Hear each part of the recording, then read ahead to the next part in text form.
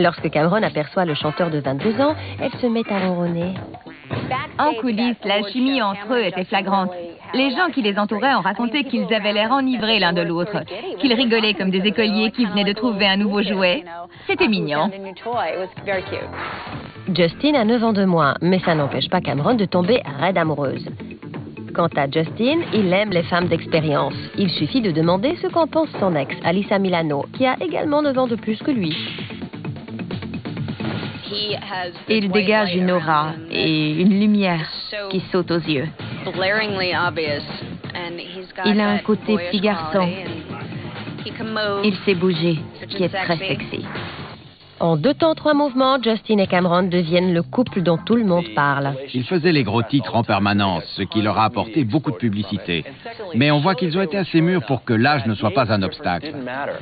La presse fait ses choux gras de ses amours félines et veut aller vite en besogne. On racontait que Cameron voulait se marier car elle arrivait à l'âge où son horloge biologique la travaillait, qu'elle voulait qu'il se range et lui fasse des bébés, alors que Justine faisait la fête. En 2003, un tabloïd anglais a raconté que Justin avait trompé Cameron avec une mannequin. Il les a poursuivis en justice et a gagné. Le journal, comme la mannequin, ont dû admettre que cette histoire était montée de toutes pièces. Plus tard, l'affrontement avec la presse devient physique. Cameron Diaz et Justin Timberlake sont sortis un soir d'octobre 2004 et Cameron en est venu aux mains avec un des paparazzi. Ils étaient traqués par les paparazzi, mais c'est vrai de tous les couples aussi connus. D'après le porte-parole de Cameron, il s'agit pour elle de légitime défense. Mais les bagarres avec les photographes laissent bientôt la place dans la presse aux tribulations diverses. Cameron a un jour appelé le magazine où je travaillais. Elle disait « Arrêtez tous ces mensonges. Tout ça n'est pas vrai du tout. » Ils étaient constamment sous le feu des projecteurs, constamment suivis. On parlait d'eux constamment. Leur relation n'a pas pu y résister.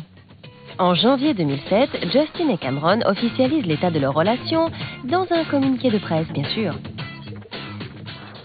Ils voulaient que le public sache qu'ils resteraient amis.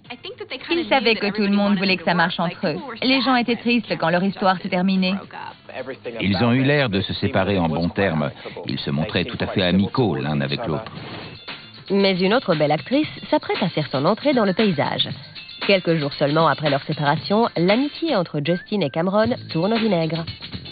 Ils se montraient tout à fait amicaux l'un avec l'autre jusqu'à la cérémonie des Golden Globes.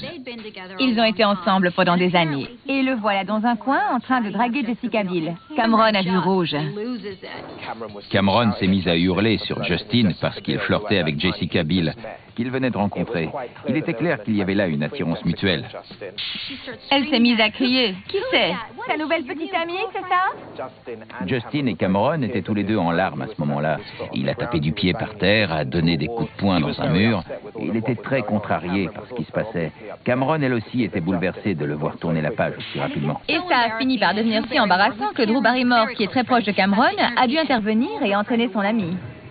Mais malgré l'échec de ce tandem, Cameron continue d'entendre l'appel de la forêt. En août 2007, on l'aperçoit au bras de John Mayer.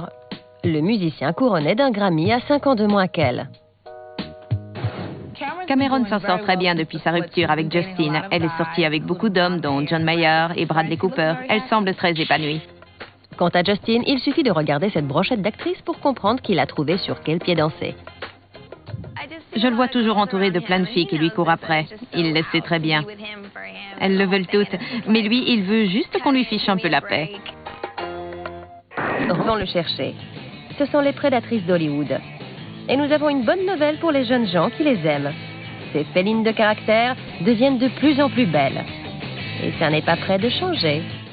Les femmes mûres qui aiment et épousent des jeunes hommes, c'est parti pour durer. Et la question n'est plus qu'est-ce qu'elle porte, mais qu'est-ce qui lui a pris? Ça m'a pris 1 heure ce matin. Sortez les menottes. Vos victimes de la mode préférées se rendent coupables de crimes contre le bon goût vestimentaire. J'ai couru sur le podium, je dansais, je faisais la folle. C'est une série d'infractions flagrantes au code de la mode. Je ne l'ai pas tué, on me l'a prêté, alors je peux le porter.